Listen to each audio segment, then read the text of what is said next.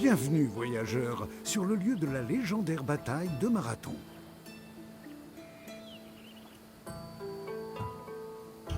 Il est difficile de croire qu'un si petit lieu ait pu engendrer de telles conséquences. Mais après tout, même un tout petit caillou peut faire de nombreuses rides à la surface de l'eau. C'est à Marathon que s'est déroulée l'une des plus grandes batailles de l'histoire de la Grèce. Les Athéniens, avec détermination et succès, y ont tenu tête à une imposante flotte perse. Ta visite te fera connaître les origines de ce conflit, la bataille proprement dite, et ses importantes conséquences. Je te reverrai lorsque tu l'auras achevé. Pour l'heure, je te laisse.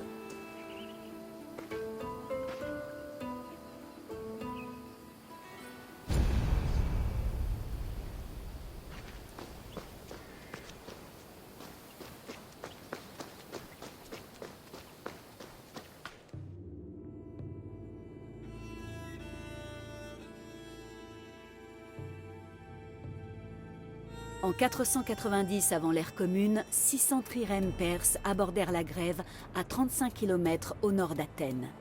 Face à eux se dressaient 11 000 hoplites, commandés par le prestigieux général athénien Miltiade.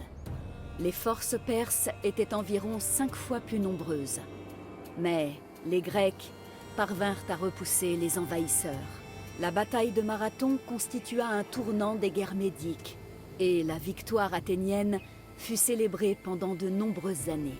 L'épreuve sportive moderne porte le nom de marathon en souvenir d'un soldat ayant couru cette distance jusqu'à Athènes pour annoncer la victoire. Mais on ignore si cette histoire est inventée ou non.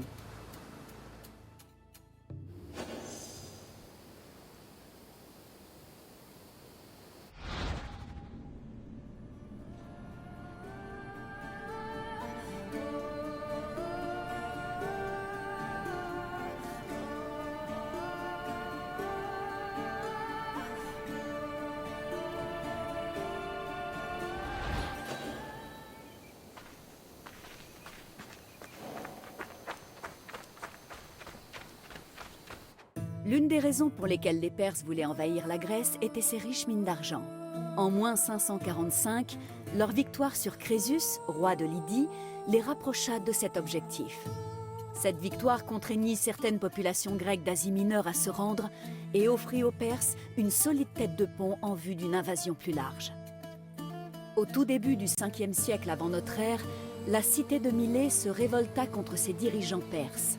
Elle reçut l'aide d'Athènes et de la ville voisine d'Érétrie et parvint à brûler un important temple perse. Ce sacrilège rendit furieux le roi perse Darius. En moins 491, il envoya des messagers dans les cités grecques réclamant leur soumission.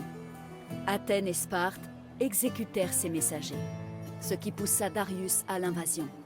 Les Perses commencèrent par s'emparer de la cité de Naxos, asservissant ses habitants, puis prirent la cité d'Érétrie. Mis en confiance par cette série de victoires, les Perses se tournèrent vers Athènes.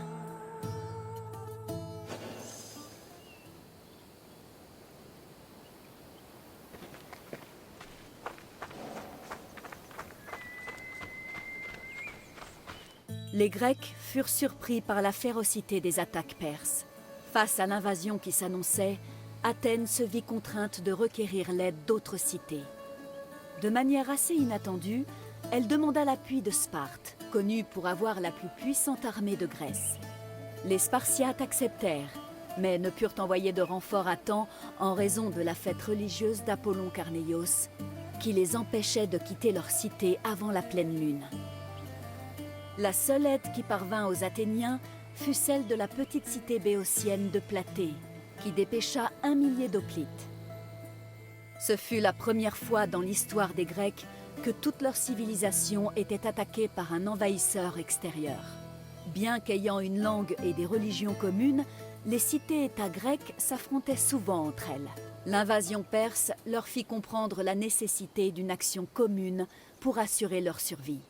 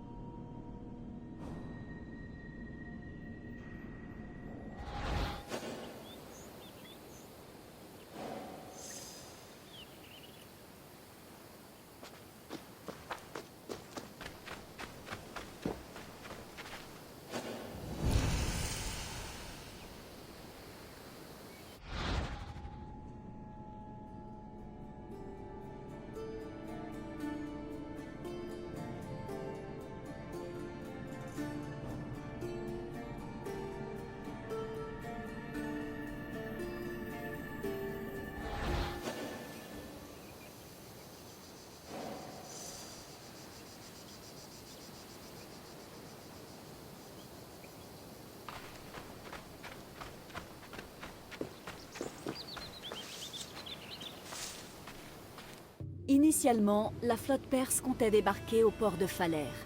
Mais Hippias, un tyran athénien en exil ayant choisi le camp perse, conseilla plutôt le site de Marathon, où il serait plus facile de déployer la cavalerie. Ignorant les plans de bataille perses, les Athéniens laissèrent Marathon sans défense. Ceci permit aux Perses de s'installer tranquillement sur la grève pendant qu'Athènes mettait hâtivement en place des défenses.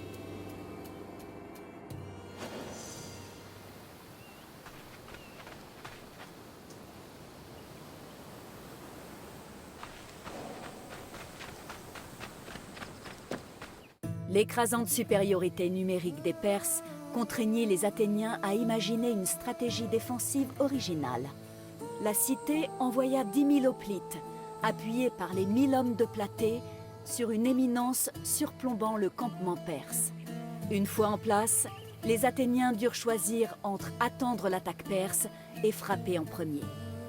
Les stratèges d'Athènes penchaient pour la première solution, mais le général Miltiade estimait qu'il était préférable de prendre l'initiative, car les Perses étaient dos à la mer. Finalement, l'opinion de Miltiade l'emporta et les Grecs attaquèrent.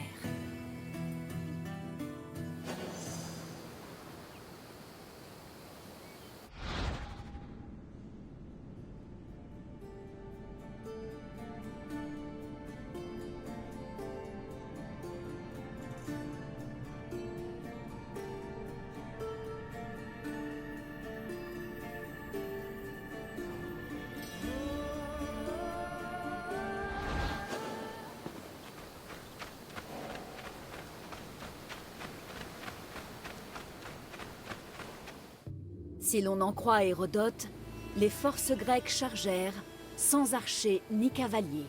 Les Perses n'étaient pas préparés à ce qu'ils considérèrent comme un accès de folie. Ils parvinrent initialement à contenir les Grecs, mais furent repoussés vers leurs navires et contraints à se replier. Les Perses enregistrèrent de très lourdes pertes pendant la bataille, 6400 hommes environ. Les Athéniens, de leur côté, ne perdirent que 192 soldats.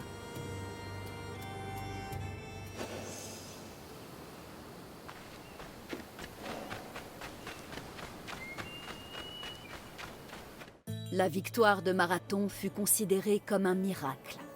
Les Grecs l'attribuèrent à l'apparition de héros légendaires qu'ils auraient vus revenir d'entre les morts pour se battre à leur côté afin de défendre leur cité.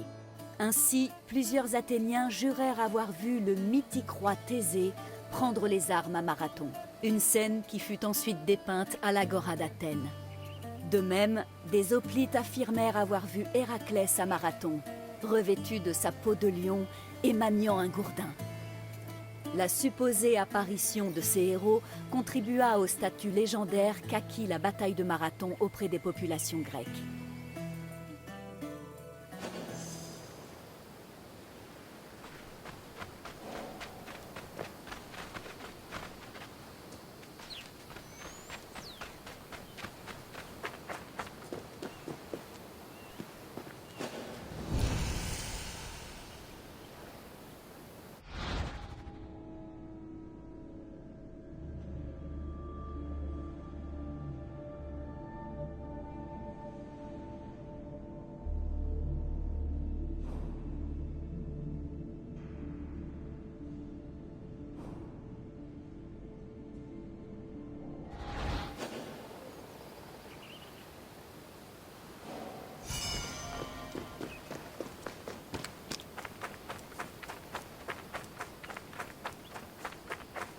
Après avoir fui Marathon, les Perses tentèrent d'envahir Athènes en passant par la baie de Phalère. Mais les Athéniens avaient eu le temps de regagner leur cité et d'établir une solide défense.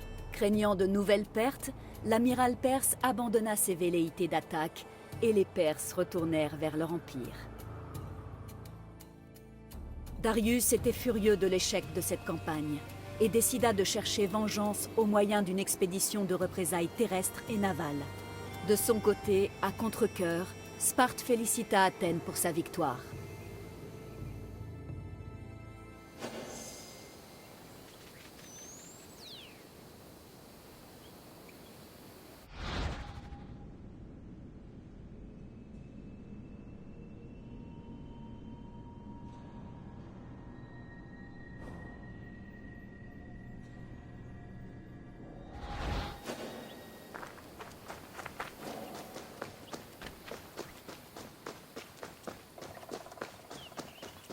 La victoire de Marathon marqua le début d'une nouvelle ère pour Athènes. Hérodote rapporte que le succès d'Athènes face aux Perses la plaça au premier rang de la compétition entre cités-États grecs. Les Athéniens immortalisèrent leur prestige en érigeant des monuments dans leur ville et à Delphes. La bataille de Marathon fut également perçue comme un coup porté à la tyrannie. La tyrannie pouvait être considérée comme un simple excès d'autorité, mais pouvait aller jusqu'à la trahison contre la cité, un défaut dont les dirigeants évitaient à tout prix d'être accusés. Ceci contribua à asseoir l'institution de la démocratie pendant 2 siècles.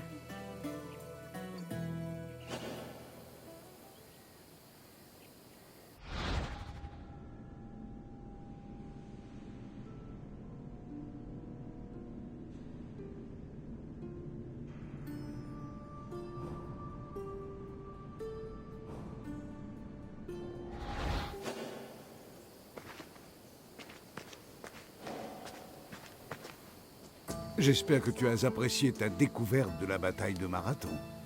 Elle ne fut pas seulement un tournant de l'histoire d'Athènes, mais aussi de toute la Grèce. Elle eut de nombreuses répercussions, et ce, sur de très longues années.